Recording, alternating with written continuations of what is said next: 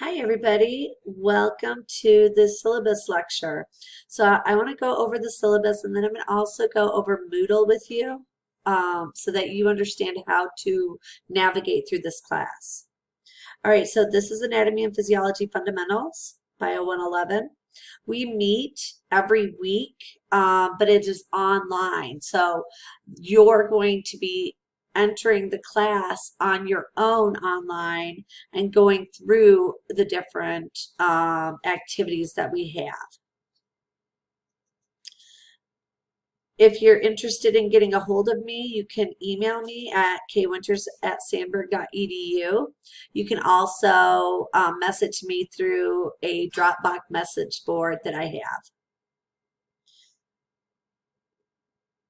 So this is a one semester course. This is kind of a description of the course. Typically people take this if they're going into a medical field, or if you want to brush up on your anatomy and physiology before you take the year-long 200 level course.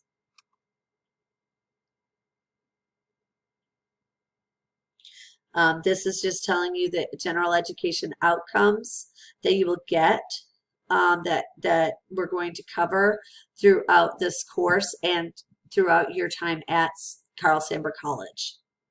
And then these are the objectives of this course, okay?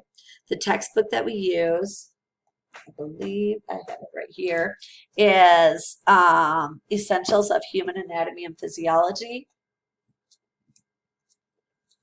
It looks like this book right here. You can purchase it in the bookstore or on Amazon. You do want to have this book, especially since we're not meeting face-to-face. It's really beneficial to have that textbook so that anything that I'm covering, if you don't understand, you can go into the textbook, you can read through it. What I typically did in my classes was I would read the chapter that I was going to be listening to a lecture on, and then I would listen to the lecture, and it would sometimes make things click even better. So every week you're going to have quizzes. On week 8 and at the end of the semester, you're going to have a midterm and then a final exam. You're going to have lecture assignments every single week, and you're going to have 4 discussion posts. And so everything is weighted differently. So you have 30% of your grade is weighted in your quizzes, 30% of your grade is weighted in your midterm and final. Lecture assignments is 25% of your grade, and the discussion post is 15% of your grade. I do offer extra credit, and actually if you're watching this video, you're getting your extra credit right now.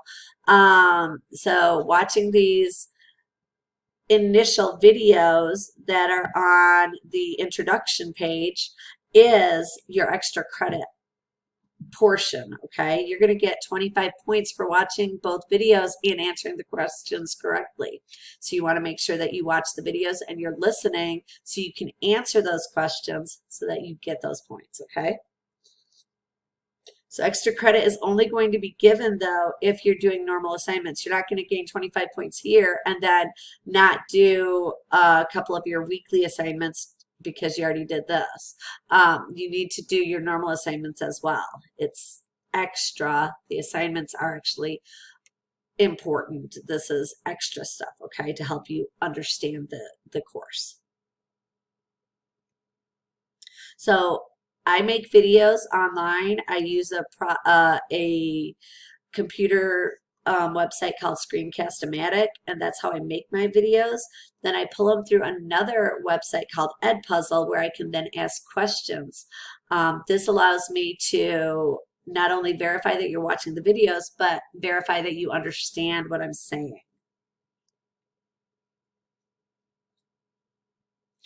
I mentioned that I have 4 different discussion posts. I'll show you those in a little bit when I go through the Moodle page. Your job is to read the post, do research, respond to the post, use proper grammar, college level writing, and then you interact with at least 2 of your classmates, and don't just give vague responses. Give a meaningful response, okay? You have weekly online quizzes. these quizzes are cumulative. So week 1, you'll have questions for chapter 1. Week 2, you'll have questions for chapters 1 and 2. Week 3, you'll have questions from 2 and 3, and so on and so forth, okay? At midterm, you'll have an exam covering everything from chapters 1 all the way through chapter 8. And then at the end of the semester, you'll have an exam covering everything from chapters 9 to the end of the semester. So you're responsible to attend class. I know it's an online class, and so attendance is a little different, but how I know that you are attending is by doing your assignments. And in week 1, we have a getting to know you discussion post, which I'll go over in a few minutes. It's your responsibility to respond to that discussion post by Wednesday evening at 11:59 p.m.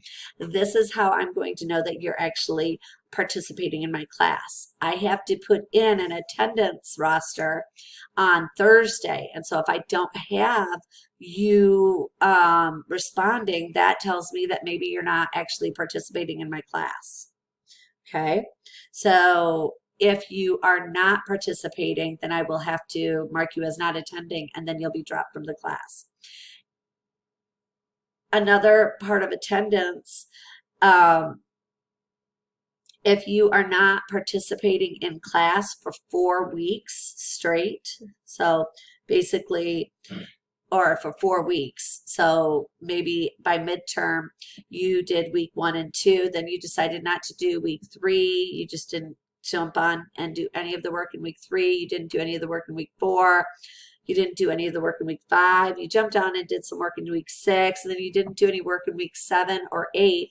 I'm going to drop you at midterm because you're not doing the assignments, and that tells me that maybe you're just not able to. Maybe your life is way too hectic. Maybe something's going on, okay? It's better to get dropped at midterm than receive an F on your transcripts. If by midterm you're working but you're not getting the information, maybe you're doing all the assignments but you're getting 10 points, 15 points on your quizzes, and maybe you're only getting half the points on the ed puzzles. You're not understanding how to do the assignments, or you don't understand the class. If you're getting less than 50% in the class by midterm, then again, I'm going to drop you from the class, because like I said before, if you receive an F on your transcripts, that's going to look a lot worse than if you are dropped from the class at midterm. You can always retake the class, okay? If you miss a quiz, then you're not going to be able to make up the quiz. You have a week to do the quiz, so you have from the time, well, you have from when I post the quiz, actually, so you might be able to do it a week ahead of time even, but you have all the way through until Sunday at 11:59 p.m. to take your quiz. And so there should be no reason why you can't take the quiz. Make sure that you have a good internet connection, because they are online. If you're concerned about your internet, you might want to go to somewhere that is more has better internet. Like you might go to a public library. You can always go over to the school. They not only have internet, but they have computers that you can use as well. So I know that it will work there. The school is open every Monday through Friday. I'm not sure about Saturday, but I know we have libraries that are open that you can use. So there's always something you can use, okay? I don't accept late assignments.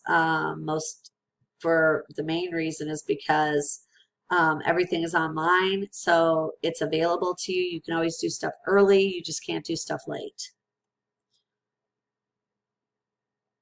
I mentioned that if you are to make sure that you are getting points and that I know you're in attendance, you need to log on to Moodle and do your assignments every week.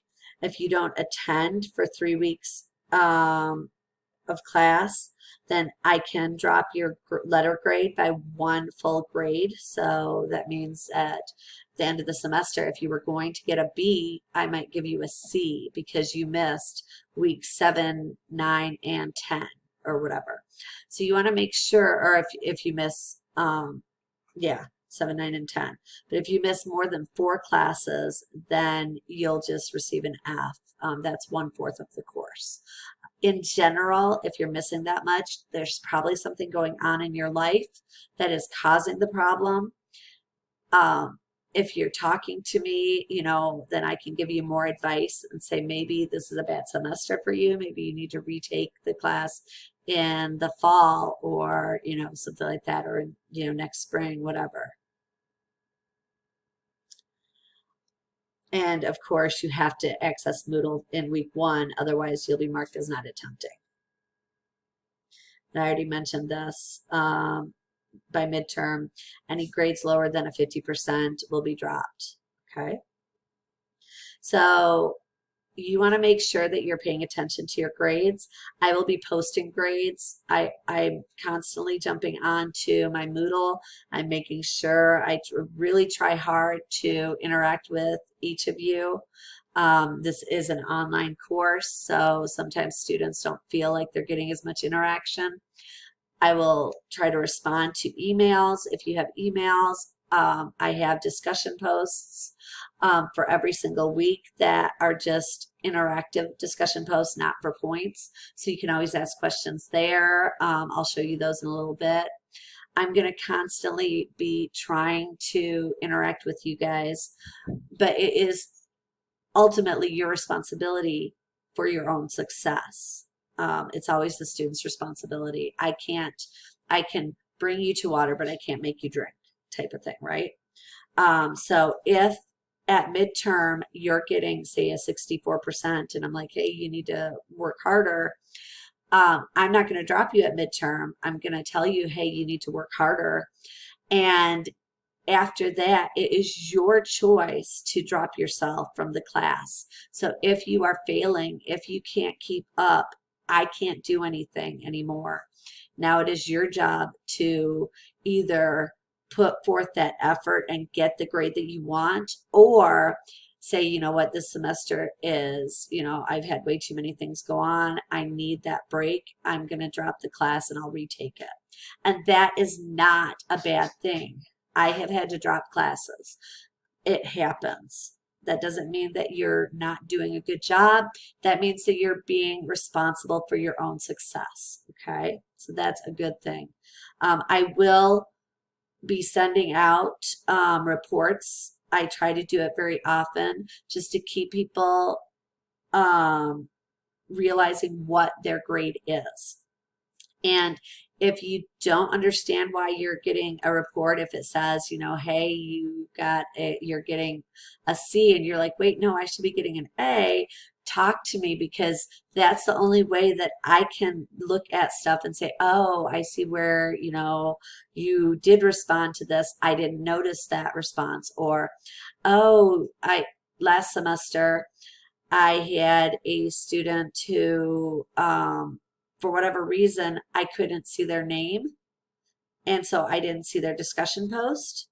I've changed the discussion post to where now I can just look at each name and everything's there, but I didn't know how to set it up. And because of that, I couldn't see their name because they had a different name in my Edpuzzle. I didn't know they were doing work. And I was sending in a lot of referrals, and they were like, I don't deserve this. I'm actually doing the work. And when I realized that, I was like, oh, wow. And then I was able to go back and look, and I found out the different things that they had done, and I was able to bring their grade up to where they were supposed to have their grade. So and that's something I'll talk about later as well. If in Edpuzzle you're getting zeros for those assignments and you're doing the work, it could be because your name is not the name that I know. I've had people put strange names. One was called Migrated Tree, and I was like, what? And it happened to be their email address that they used was migratedtree@gmail or something. And so that's what their name was. And it was really weird. And I didn't know that. Once I did, I was able to give them the points that they deserved. So for technology, obviously you're going to have to be able to use a computer so that you can do your assignments. Make sure that you have a computer available to you so you can do the work. It's going to take time for you to do this stuff, so give yourself that time. Don't wait till the last minute to do your assignments. It's always harder, okay? For this class, the class is a 4-credit-hour class, which means that you're going to want to put at least 8 hours out of class work in, plus the 4 hours in class. So 4 hours of watching my videos, 8 hours of studying and taking your quizzes. So that's a total of 12 hours per week that you're going to be doing, I think it's 192 hours for the semester, okay? Academic dishonesty, basically don't cheat, don't plagiarize. I've had this happen in online classes where a student will write out the question or will copy and paste the question into like an internet browser to see if they can find it. If you do find an answer to a question and you copy it word for word verbatim, then I'm going to find that. And that's happened, and people have received zeros for those. I have done my best to make sure that my questions are unique, but are still understandable. So I don't use the test bank because test banks can be found online, which I did not know that. So that was kind of an unhappy surprise for me the first time I taught actually this class. But now I know, so I have been fixing that. If, say in any class, if you're writing something and you're using something else word for word, you need to either direct quote them or you need to give the source that you're using. So, according to WebMD, this disorder is actually very common, even though a lot of people don't know about it. Something like that. So you're giving WebMD that credit where they deserve it, okay? Schedule. So this is what probably everybody wants to see. Each week you'll be doing a different chapter, and each week you'll have a quiz over the chapter. Some of the weeks we will have discussion posts. So like week 1, you have a discussion post. I believe week 5, we have a discussion post. Week 8, you have a midterm. Week 9 is a discussion post, and week 13 we have a discussion post again. And then your final is going to be that final exam, which will be due on final exam week, Monday, May 11th, okay? So you can kind of look through this and see what we actually are going to do each week. Then we have institutional policies, so student code of conduct, basic how you should handle yourself as a college student, library materials, financial aid, school closings, academic support, emergency procedures. So you can read through all of these. Last days to drop, if it's a 16-week course, Tuesday, April 21st is your last day to drop. So you want to make sure that if you are going to drop, that you drop before that date, because if it's after that date, you can't drop. And so this is your syllabus. You can access your syllabus anytime you want. So I'm just going to come up here and hit this is the entire course under introductions, which is the first tab. This is where you see Join Ed Puzzle, Getting to Know You, and this video will be here as well. These are worth just joining Ed Puzzle, getting to know me, and watching this video. You're going to get 25 points, okay? once you are done, and right down here you can see your syllabus, so you can access your syllabus anytime you want, okay? Once you are done with that, then you want to go into week 1 because this is week 1. So this week you have 2 different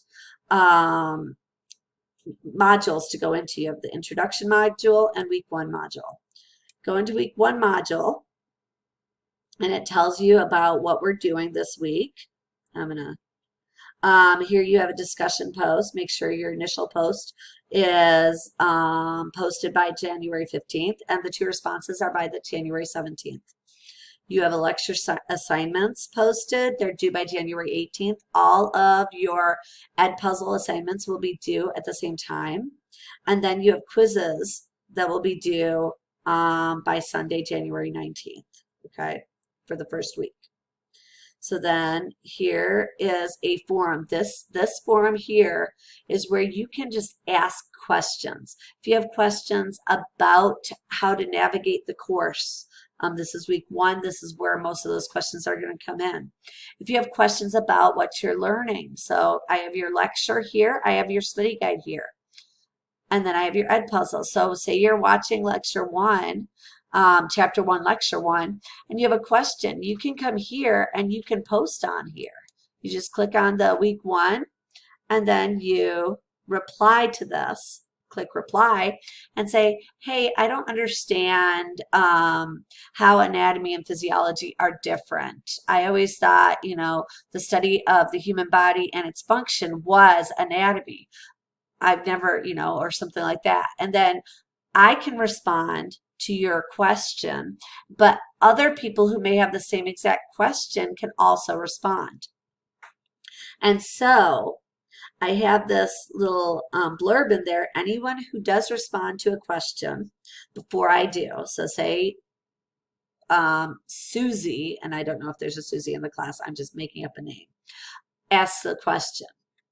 And Jason sees the question, is like, I know the answer to this.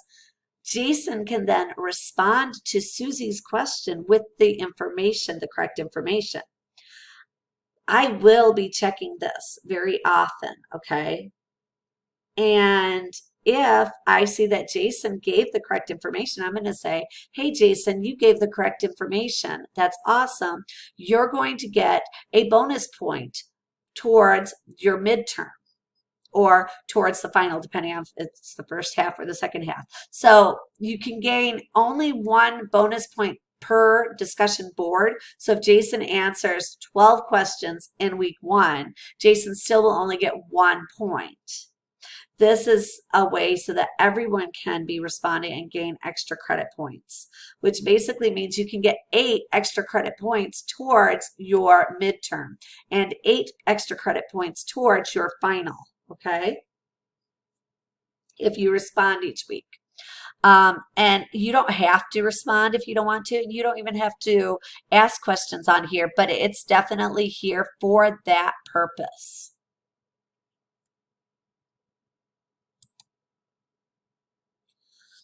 All right, I'm going to go back into week 1 here. So you've already joined Edpuzzle in the introductions, which I'll show you in a second. You then can download your PowerPoint and your study guide, and then you can watch the Edpuzzle assignments. I always label the assignments so that you see, okay, this is the date that they are due by 11:59 p.m. Okay, and then, oh, I have a discussion post. This is due by January 15th, and I have to respond by the 17th to my classmates. Okay, and so in this first discussion post, it's basically an easy post. Everyone should get the points. You're just giving me information about yourself, and you're giving your classmates information. This is kind of where you're going to be able to interact with others and learn a little bit about your classmates, even though you were not in the same room. So if you click on it, this is formatted differently so that I can grade it, because the other discussion post isn't for grades. I give you information here. You have to click on me.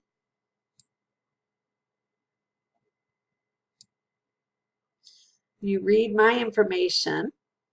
and here's mine. I gave you everything about me.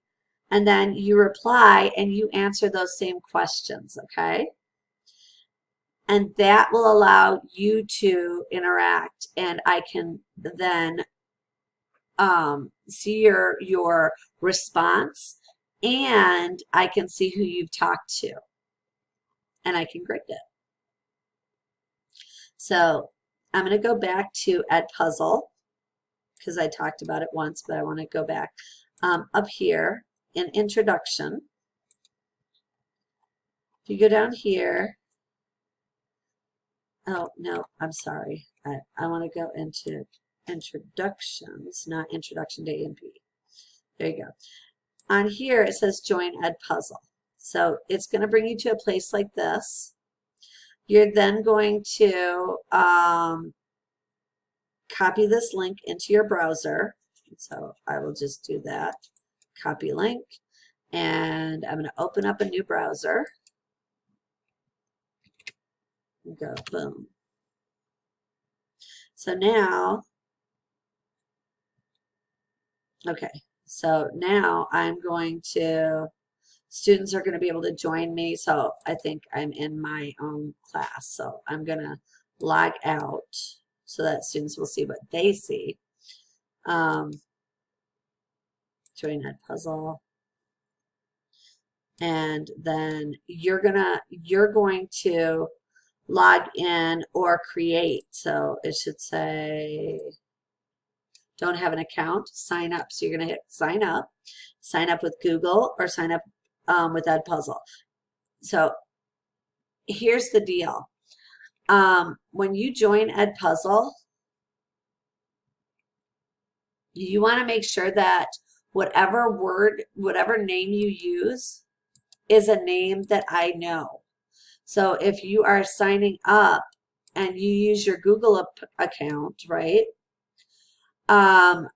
If it's treemigrated@gmail.com, I'm not going to be able to recognize that as Susie Smith, right? That just, those two words don't go together. So you're going to have to use, what I would suggest is you use your Sandberg College account, which has your first name and last name, or yeah, well, your first letter and last name, so that I can know who you are, okay?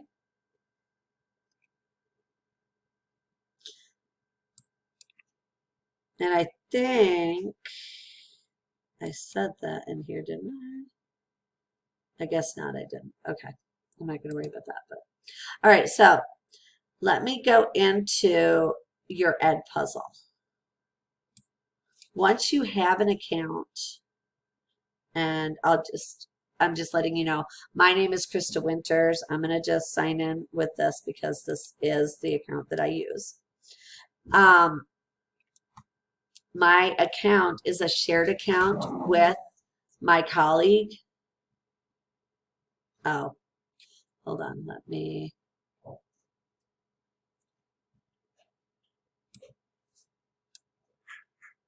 Because you're like, wait, what? Now I can't get in. I'm going to go here. Okay. Nope.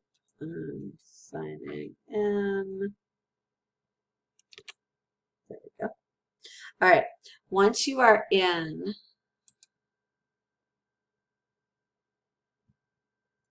here's your class.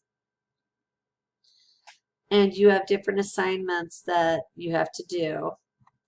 You're going to click on an assignment. You'll click on like the getting to know you or whatever. And it's going to go to chapter 1. It's going to, there I am, January 19th. Okay. So I click on this one and you watch it. Okay. So you're just going to watch the video. I'm going to talk a little bit. And then, hi everybody, welcome to Anatomy and Physiology Fundamentals. My name is Krista Winters and I am your instructor. So this is me. It says Christy Boggs because Christy and I share it, and it's under her name. You're not going to be able to fast forward the video. You're just going to have to go through and watch the video. And then when it comes to these questions, a question will pop up and you're going to have to answer the question, okay? So you have to be paying attention because I'm going to ask just some random questions about what I'm talking about. Basically, I'm giving you a little overview of who I am and why I'm teaching the class, just like I would in a normal face-to-face class, okay? That's the getting to know me one right here. Then in week 1, I have a lecture over chapter 1. So I have 4 different lecture assignments. You watch them in order. You click on it. You sign into your Edpuzzle. And typically once you sign in, you can stay signed in. And then you can watch all of them. Each of the Edpuzzle assignments is going to be, in general, relatively short. They're, 20 minutes at the most. And let me kind of go over here and look quickly. Chapter 1, part 4 is, hold on.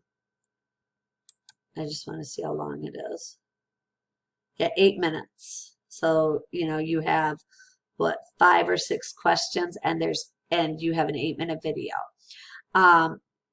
In the video, I'm going to go over stuff and I'm going to say, hey, at this point, you should be able to answer these questions in your study guide. So you should have your study guide available and the PowerPoint because I'm using the same PowerPoint that I am talking about.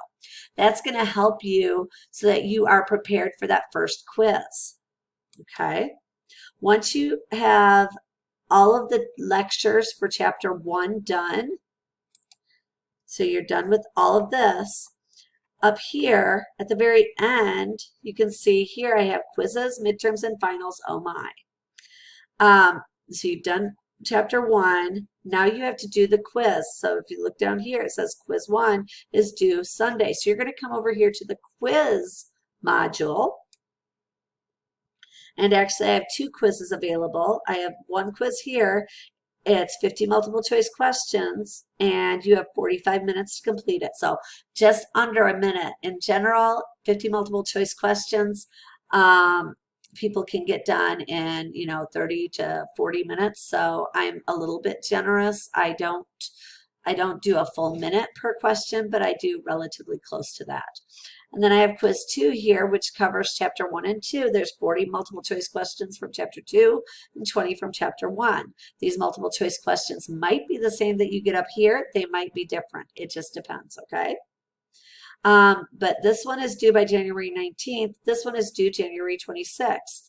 By the time you get to week 3, I'll have more quizzes available, okay? So I don't have all your quizzes available, but I do have your lectures available. So here you can see lectures for the next week. And again, a forum if you have questions. Week 3, I have lectures. And up here, if you read, I tell you when the due dates for the Edpuzzles, where the quiz due date is. You can go down, you find all of this stuff. You do the Edpuzzles. This one's a little longer. Chapter 3 is a long chapter. And then once we get to like chapter 5, you're going to have another discussion post.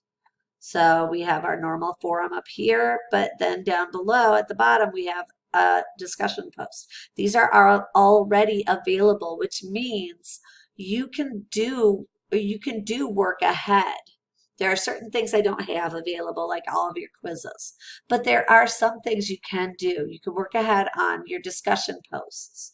You can work ahead on some of your Edpuzzles. I would not suggest working ahead too much because if you do, say, 3 weeks worth of Edpuzzles and then you don't have the quizzes available, that's not going to be that's not going to help you. You want to do those Edpuzzle assignments close to when you're doing the quiz because that's part of your studying process, okay?